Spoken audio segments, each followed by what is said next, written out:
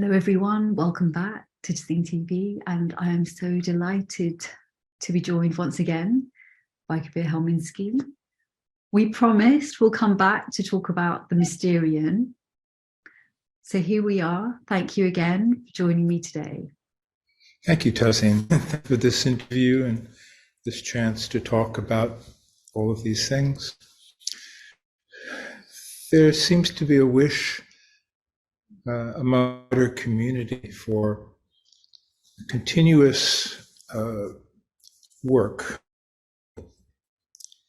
continuous and also comprising a community, an international community of people.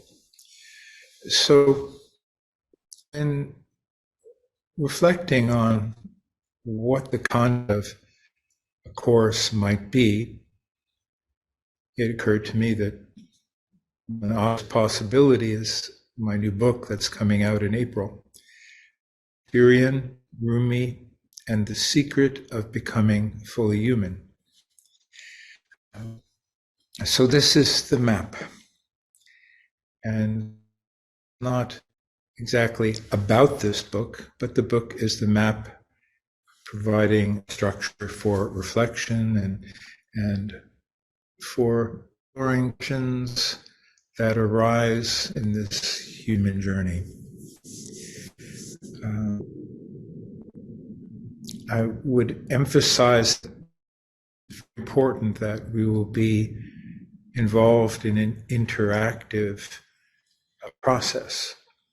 And I'm going to depend on the participant to provide the content and just spark some reflection and some exploration. Yeah. Okay. Yes, and just on that, I'm curious. So, ideally, who would benefit from the course? Is it people familiar with the tradition, people who are familiar with Sufism, or can anyone join? Well, certainly anyone who experiences a yearning for more than this limited material existence, this limited egoic existence, would be welcome and I think would be benefited. I try to write in such a way that I give a context for any concepts or language that is introduced.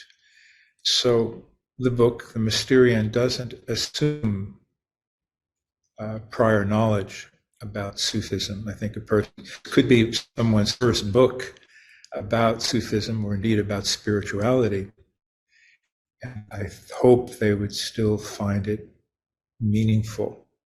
At the same time, this book represents reflections that I've arrived at in over, more than 40 years on the spiritual path. So the ideas and teachings that were in earlier books like Living Presence and The Knowing Heart and in the House of Remembering and Holistic Islam, that the expression of those basic truths is, shall we say, reaching a new level or a new depth, I hope, or so it builds upon all this previous work. At the same time, I would hope that somebody coming into this material for the first time would be able to orient themselves in the context of these teachings. And it's fundamentally our experience and about what it means to be a human being. So that's the way we approach it. We don't approach it as that there's a prerequisite of some kind of beliefs or prerequisite of already being on the Sufi path. It's looking at our lives in a fresh way. So I hope we can all be winners It's good to have beginner's mind. I mean, the title itself, Dede, invokes much interest already. The Mysterion. I mean, how did that arrive for you? It's an unusual word, and it's a word that is a translation of an esoteric term, which in Arabic is sir, spelled S-I-R, and it simply means secret. But I didn't just want to use the word secret, which is an overused word these days, although we did use it in the subtitle. This is becoming fully human. It's a secret because it's covered over by so many conditioning of our identification with the material world. What we're referring to with the word Mysterion is something that is deep within ourselves. It is a point of contact with the transcendent reality, point of contact with infinite intelligence and love. So the proposal is that we can access this Mysterion, and in fact, accessing this solves so many kinds of suffering, and it represents something that is most intrinsically human. And if we fail to discover what is most intrinsically human, we will have failed in the whole project of life. It's not to say that one needs to understand it in precisely the way we're presenting it. There must be many ways to approach what is authentic, deep spiritual experience. The divine is omnipresent. The divine speaks every language. The divine is found in all that is truly sacred.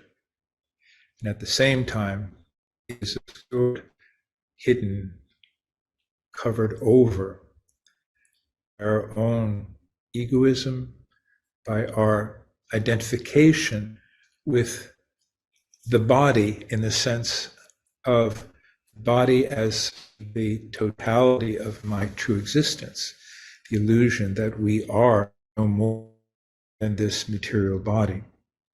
Now, there are things we learn from when consciousness awakens. We come into a new relationship with the body. But most people in today's world are living in such a way that unconsciously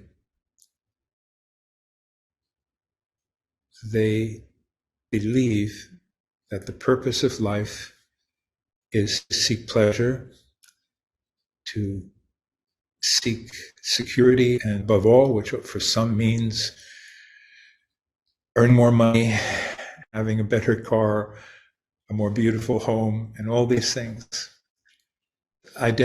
Total identification with the purpose of life as being to satisfy ourselves materially and to safeguard ourselves of all is an illusion that obscures the fact that we can know ourselves as spirit, as eternal spirit, as souls rather than egos. So, but how do we do this? What is the practical work that is needed? What is the context of knowledge that will keep us oriented on our task?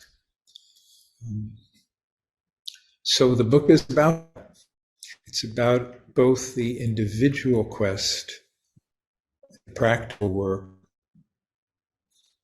of intentionally developing all of our human capacities in order to be more spiritually intelligent, more perceptive of reality.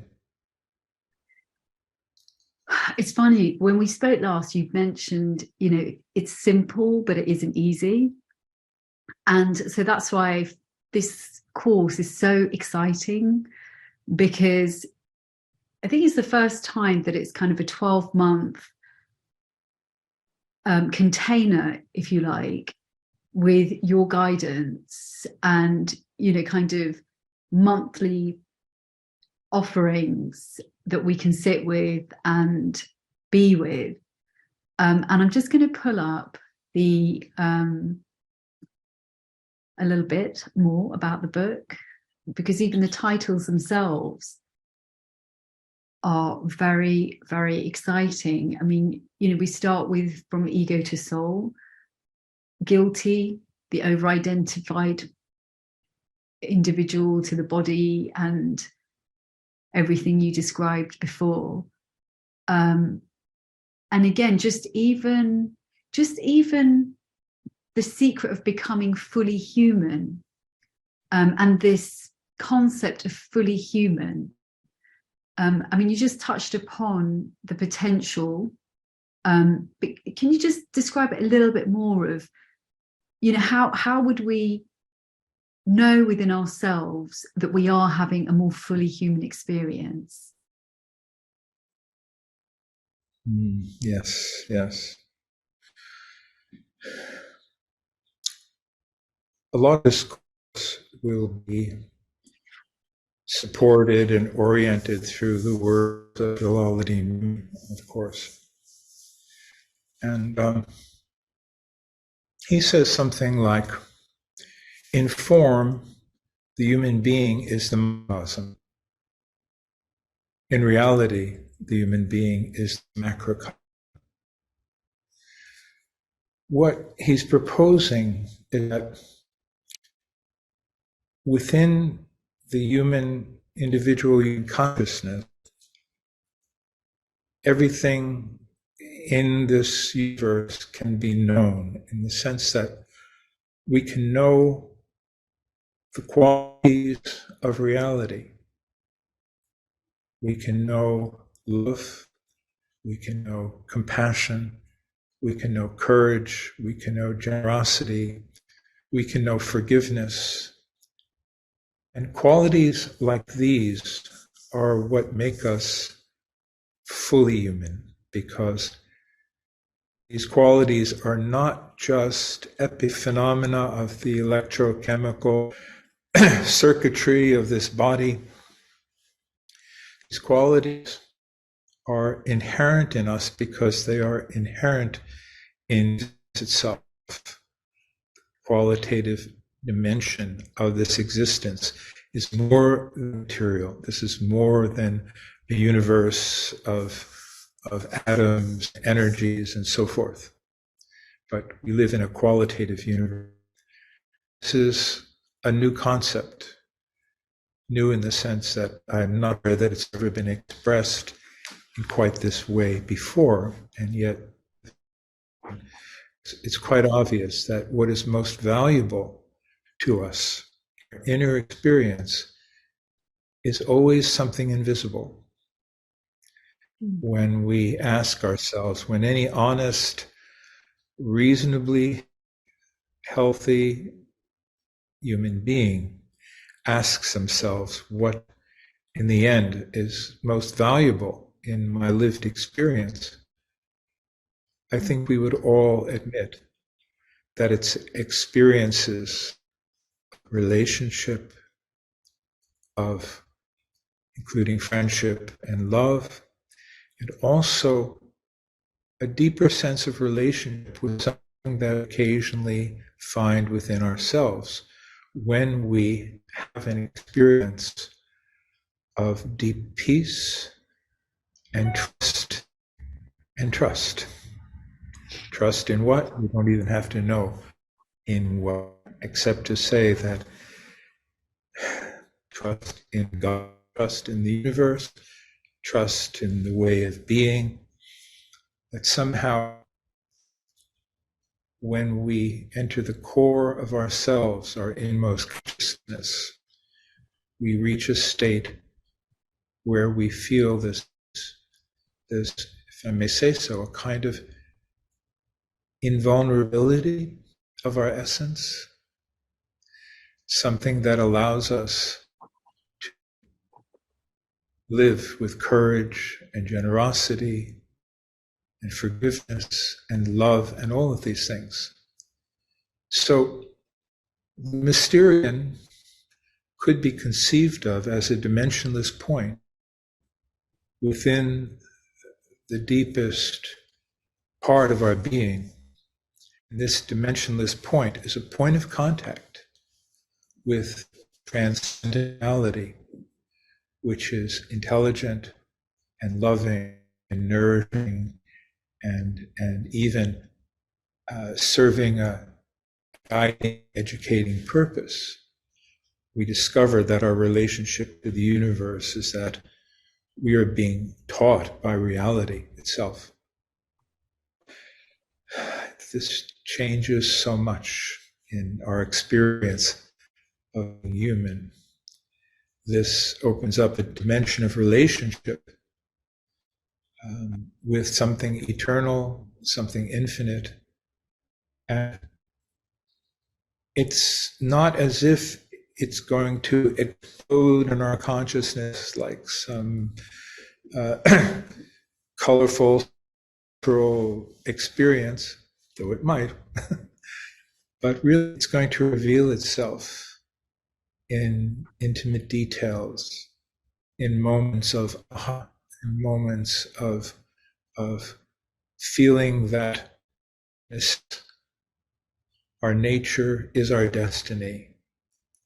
Nature as human beings is, and each human being has a different nature, that nature has guided our destiny in life, every step of our human journey. We begin to feel that life, including individual life, is purposeful. If only we can be awake, if only we can cooperate consciously with the communication that's come to us from the infinite. And you could say the infinite as it's found within the Mysterion, that point of contact within the heart. Does this make sense? It is. And it's also bringing up so much because, again, it sounds very simple. And it is simple. And yet an observation of when there is a habitual noise and habitual disturbances, sometimes that very listening and knowing which voice to listen to is the most subtlest of discernments.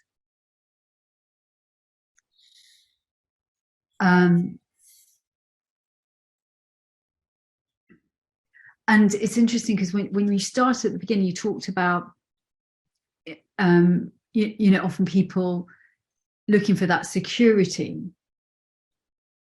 And it's kind of, again, that search outside, right, of the self for that security. Yes. Because, you know, for so many generations, that trusting of the security, the one within, is so unfamiliar, if known at all, actually. Yeah. Yes. I think I know the question behind the question. Why is it so hard? Why can't we just recognize simplicity? Yes, I mean, why could your mystery rule book, like, I guess it's this juxtapositioning, right? Like the mystery's unfolding, and yet the human mind wants a linear rule book to make sense of it. But I guess we're in the realm of non-linearity. Well, to express it simply, we need to work on ourselves. We need an intentional, sustained focus, guided by sufficient knowledge. This is why we have a school, and this is why I'm excited that finally I've taken this step, because in the past, I've only been able to do something like this when working with a group of people who are meeting weekly, consistently in person. We have the opportunity for a whole year to focus intentionally and to have our intention renewed again and again, to have the practice, to be reminded of what the practice is, and to hear the same truth again and again and again until it becomes a kind of reality within ourselves. So some of the things like this, which ideas which can shape our reality and our sense of ourselves, are not integrated, are not real for us just by reading them once, hearing it once, but by remembering and being reminded again and again, and seeing that our whole existence is bringing us lessons again and again and again.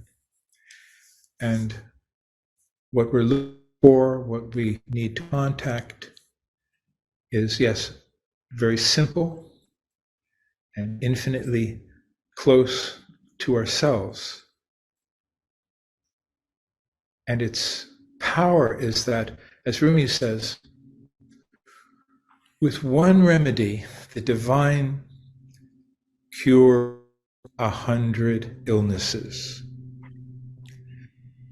With one message, the divine answers 100 questions. So this is the very nature of the thing we're talking about. Human life is complex. Human problems are complex and entangled. And we're caught up, entangled in all of that. And we don't know how to break free, either intellectually or into our consciousness itself. So this is why we need practice, we need community support, we need sufficient guidance, we need a knowledge context that is sufficiently and to help us to hold the question and to practice. Yes, I mean, hence this school. And we call it an esoteric school. Please don't associate it with all of your school experiences in your previous life. It's not that kind of school. It's a very, very different kind of school. But for us, this word school has almost a sacred connotation. We enter it in humility. We enter it as learners and as souls that are longing to trust that there is a way to knowledge and that we can experience it in ourselves so that it proves its own value. It has little, if anything, to do with beliefs, theologies, though there is a comprehensive knowledge, a metaphysical knowledge that is proposed in Sufi tradition, for instance. What is the nature of the soul? What are the levels of reality? What is the nature of the divine and our relationship to it? There is that metaphysical knowledge that is offered through poetry, through Sufi teachings. But the point is not to just read it or have it as a, but to experience it and to verify it. So this is a path of verification. The kind of beautiful metaphors that us and that revelation offers us are grabbed as beliefs that our ego holds tightly onto, but they are suggestions for how we might come to know reality adequately, in order that the truth of some of these positions will become a realized truth. We read this beautiful mystical poetry of Rumi, full of such and nuance and sometimes elusive metaphors, that we will actually have something in our own experience that is awakened, where these metaphors, analogies, images ring a bell in our soul. And now it's all becoming real. And then we that our whole outer life is also metaphor, is also teaching, is also a kind of poetry and art. And it's always the divine, the infinite divine intelligence that is communicating to us in our joys and our sorrows, in the whole spectrum of life. I'll pause there. It's so, I mean, already, you know, we're just getting a glimpse of how rich this course is. I mean, you know, just even looking, just the titles of, let's say, the first 4 chapters here, you know, from ego to soul, what do we mean by soul, and humanity in confrontation with itself. I mean, each of them you could almost meditate on or be with for a lifetime. I wanted to just talk about, you know, the first the chapters 2 and 3, this kind of soul awakening, so to speak, because often you've mentioned our second birth, some of which you've kind of alluded to and what you've described, and trust already, like coming into that deep peace and trust, for example, and cultivating that intentional, sustained focus, and this experience that we're verifying with the soul or through the soul. But can you talk a little bit more about this second birth thing?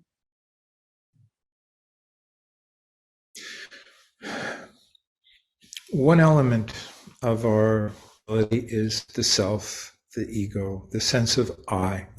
By ego, our sense of I. At the same time, there's another pole of our being, which is spirit. Spirit, like a dimensionless point at the core of our being, which we may be unconscious of, or even in denial of. Soul is the result of the bringing self or I-ness into relationship with spirit. The more our I, our ego, our self is intermingled with spirit through the heart, the more we have soul. Souls can be one, they can also be lost. We go into life essentially selling souls for cheap things. And because we are forgetting our relationship to the transit. So the more the self is conscious of in a harmonious relationship with spirit, spirit imbues the self. The result of that we call soul. and soul, and also related to heartfulness, the heart being our primary cognitive instrument for perceiving reality qualitatively. Through the heart, we experience the quality of this existence. But for the heart to be awake, to be fully functioning, it needs the, shall we say, the light and the energy of spirit coming in it.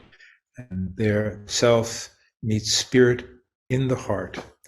And we begin to live through and from the heart and see with the eye of the heart and to each other our hearts. So this development is partly achieved meditation through refining our attention, awakening more and more awareness, and also through the knowledge of these experiences and the knowledge that keeps reminding us not to get completely seduced by material existence as the primary purpose of life.